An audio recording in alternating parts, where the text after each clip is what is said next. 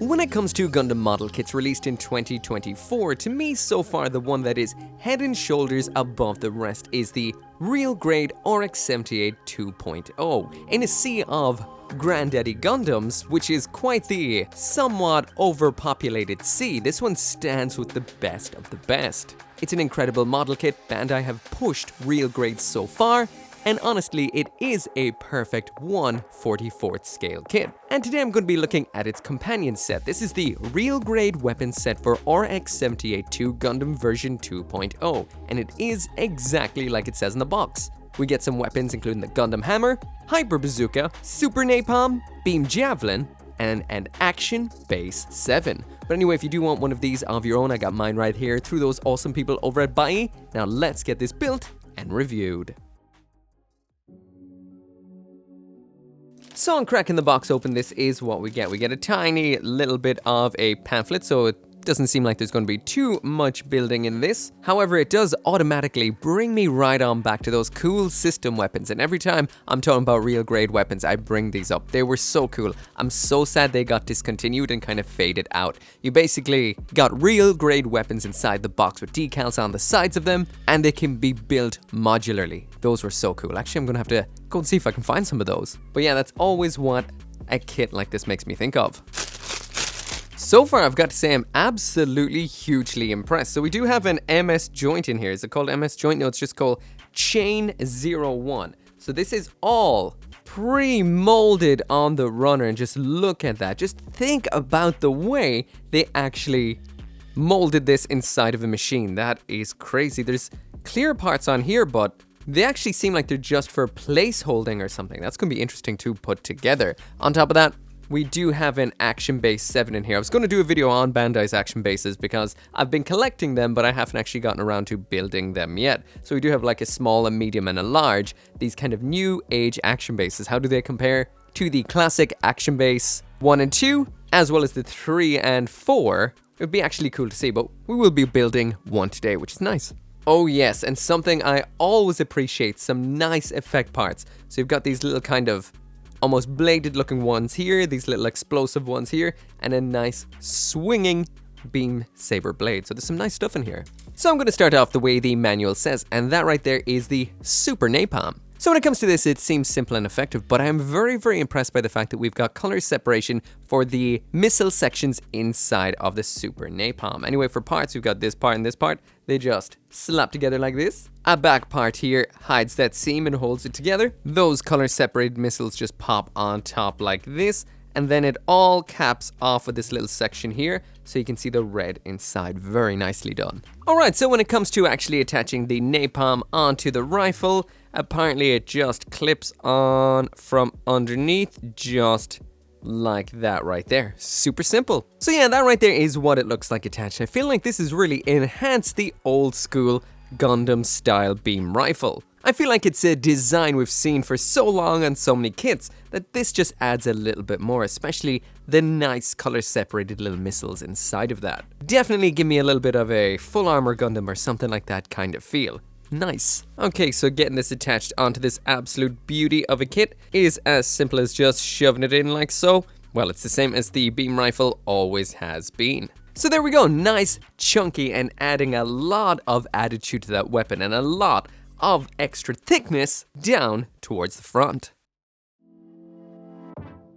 Next up in here, we're going to be taking a look at the Hyper Bazooka, and it looks like we've got some nice color separation in here as well. Alright, so getting this put together, and first off, I'm mega impressed by this little segment right here. This is the ammo magazine for around the back, and it really, well, it's just all one piece and it's just nicely hollowed out. I suppose it comes somewhat from the fact that I did do the old perfect grade equivalent of this set right here not that long ago. And just how far Bandai has come with their model kits since is incredible. We have a little bit of a retraction mechanism in here, simple but effective. This then just closes on up like so. Now this joint right here has blown my mind. I thought this was just a kind of C-clip at first, but it is not. There's the attachment. This is the part that attaches in right here, and the way it actually works is that just slots on in like that, and it's done. That is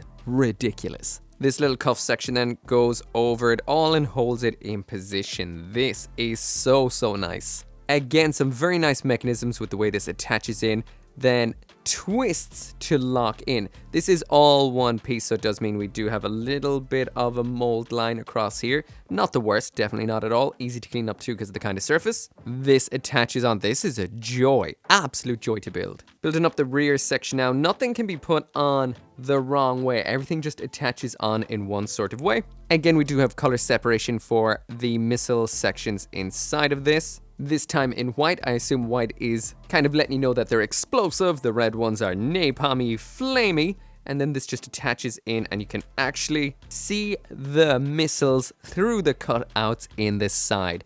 That is so impressive. So when it does come to this hyper bazooka right here, this is exactly the same as the hyper bazooka we got in the standard kit. So this is it right here. So 100% identical. The only real difference is the standard kit does come with some decals for slapping onto it. They're not the greatest looking ones around, but they are just sticker style decals.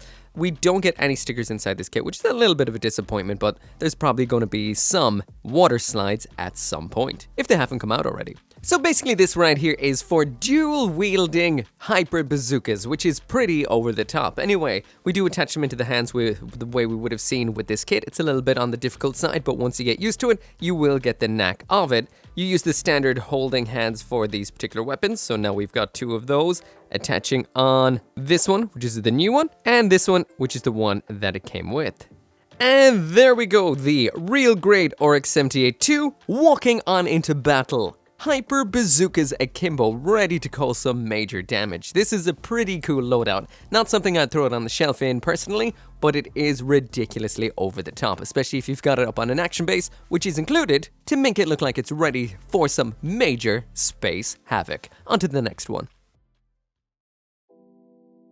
Next out here, we're going to be taking a look at the good old beam javelin, one of the daftest and funnest Gundam weapons of them all. So when it does come to this, we've got a handle not unlike a beam saber handle. We've got this little extended section, very unlike a beam saber handle. This is telescopic in the anime, which is absolutely ridiculous. In here we have some nice beam effects, so you just have to build this up by attaching in these parts, like that, and like that.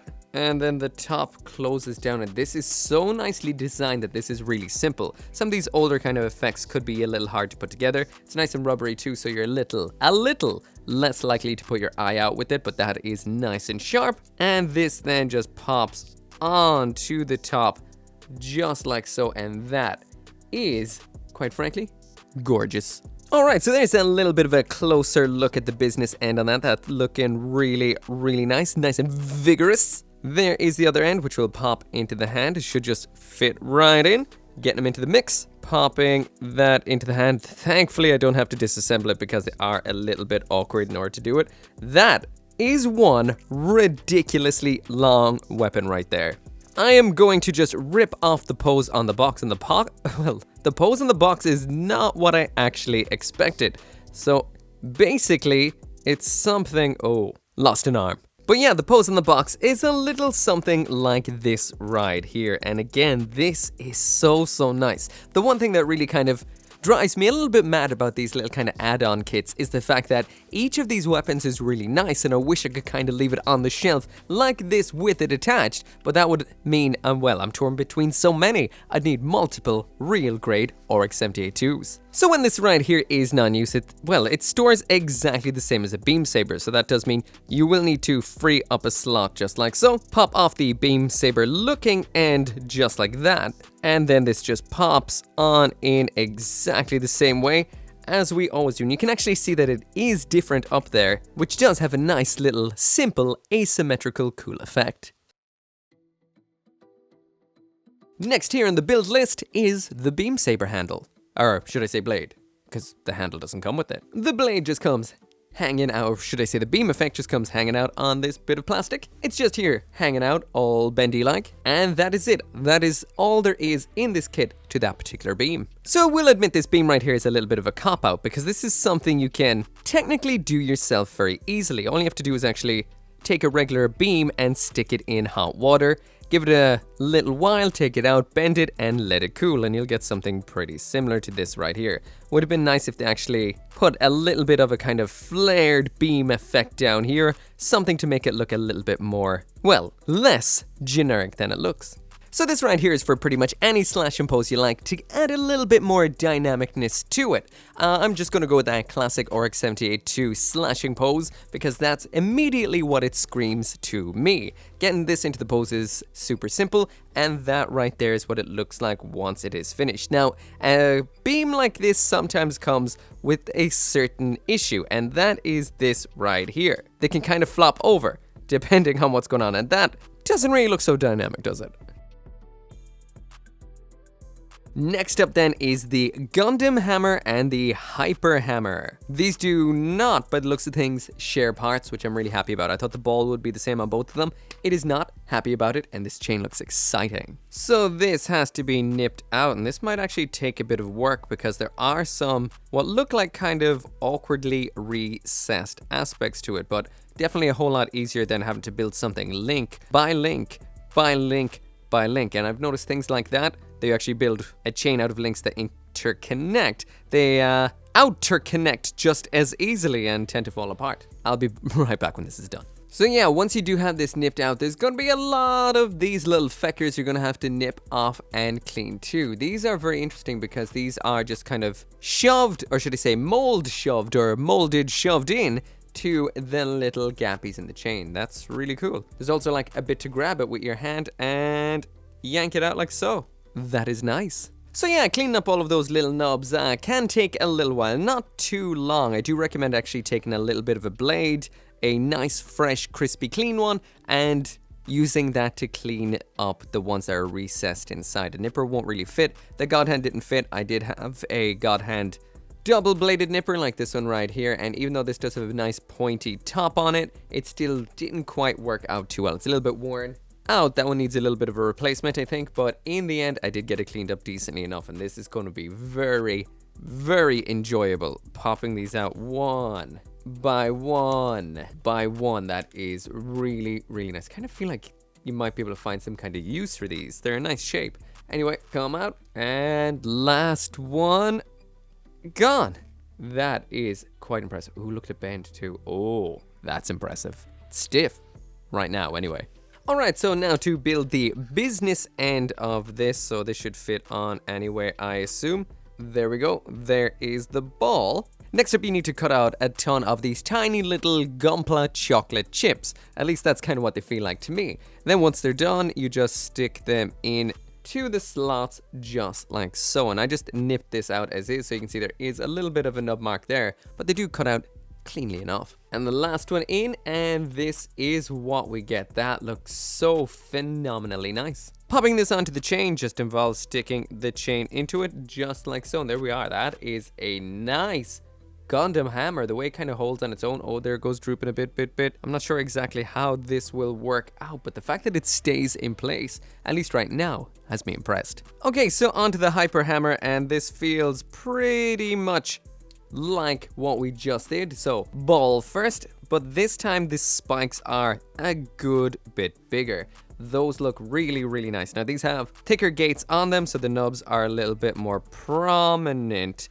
If you cut them out cleanly, you shouldn't really notice them too much. But compared to the other one, which I just snipped off in a single snip, which I know you shouldn't, it kind of got away with it. But with these ones, you will not. So you're going to have to double snip and keep these guys clean. And there we go. That is absolutely beautiful. Now, I did notice when I turned the page that there is a little bit missing right here, and that is just this little bit of an anchor section that you throw on the bottom, which is beautiful. So finally, now here it is in all of its glory. I am so impressed by this. Now, I don't know how long this chain will stay rigid. Now, I'm not sure if I should keep moving it around to see just how much you can get out of it before it kind of eventually gives up and gets loose. So I'm not really going to do that. I'm going to try and throw it into the hand and see what kind of poses we can get without kind of overdoing it, because it would be a shame for this to loosen up, especially because it already looks just so perfectly awesome and dynamic. Now, by the way, this will do exactly what we saw with the beam saber, so it will rotate on its own because of its weight, but we do have an included little thing for attaching it onto in here, which is good. So I'm currently trying to get it into a little bit of a pose right here, and I have some bad news. This is already starting to droop, so I think it is meant to be kind of a free falling kind of thing, and the initial bit of rigidity is just really, yeah, there it goes, see? Yeah, slowly down and down it goes. Yeah, I think the original little bit of rigidity we would have had with this just came from the way that it was molded. I would like it to keep that, so I kind of wish I didn't move it around as much as I did. I might need another one now, because being able to pose it in a dynamic pose without a stand attached is something really cool. But yeah, it's already starting to lose it a little bit. Anyway, we do have 2 balls in here, so off with this one, just pops off like so, and on with the heavy duty, crazy, super spiked one, which looks just like that. It looks pretty much the same, just a little bit more over the top. And just look at that chain. It just all looks amazing. Let's check out the stand. So that is it for all of the weapons. Last up then in here is the Action Base 7. So I've never built one of these, and I've been, wait a minute, maybe I have. Actually, I think I have. I just don't remember what. These look very familiar. It's a unique build indeed, and strong. This right here is the runner of it. Absolutely nice. This is quite big right here. And we do have little grabby hand sections if you want to use those. And there is a multitude of different attachment points for using this with different kits. If you've never built one of these action bases, these are incredibly interestingly engineered. First off, this part attaches on up here like so. This would be the end of it with a standard action base. However, still on this little part of it, we've got this here which attaches on in like that. And then you bring this inside the other one just like so. It's just after overlapping into it. That's cool. Then onto the bottom of that, you pretty much do the same thing again with another one. So it just pops on in, takes a bit of a squeeze. Then again, you attach in another guy at an angle just like so. So it looks like this. And then once again, it's going to slot down into this groove just like so. This bit then attaches on, making the bottom of it. Again, 'tis a sandwich style build. So yeah, this just pops on. And there we go, nice and strong. And then finally on the end here, we've got one of those kind of keyhole style attachments. So this can only attach on upside down, and then when you swing it around, it is locked into position, never to fall off again. As for the adapter for this kit, oh wait, no, this is not the adapter for using with the Gundam. This is actually the adapter for holding the Gundam hammer. Anyway, just finishing this off. This is the attachment for up top. Down bottom then we've got the little stand plate section. It says to go with the middle one, so I will do exactly as it says. And this is a very tough, strong action base, so it's going to be interesting to see how it works out. Actually, this is a bit wiggly, but we'll see how it works out. So finally there is the stand, and it's time to get this into a bit of a final pose to just kind of try out the stand right here. Now there is an image of the Gundam holding onto the Gundam hammer just like so, and this is the pose, including those legs right there, that I'm planning to go with. So anyway, getting it all set up on that stand, I attached it into the back hole because I don't seem to have the adapter lying around anywhere for it. I attached the shield on just to get it shielded up. From the image, it kind of looks like it's holding the shield forward at the handle, but I just attached it onto the forearm for the sake of brevity. Getting this posed into the actual position was a little more difficult than I thought. It's not necessarily, well, at the point right now, as easy to pose as I'd like it to be. I think it's because some of them are still a little bit rigid, some of them have loosened up a lot. I think that's just kind of the issue. Again, if I was to redo this again, or if I built another one of these, I'd like to keep that rigidity and just actually bend it into the only pose that I want it in, because otherwise you will be reliant on the stand from there on out. Anyway, that's what it looks like in a pose. Again, this right here I got from those awesome people over at Buyee, so a link is down there in the description if you do want one of your own. And I will be back again tomorrow with another gunpla review, so I'll see you then.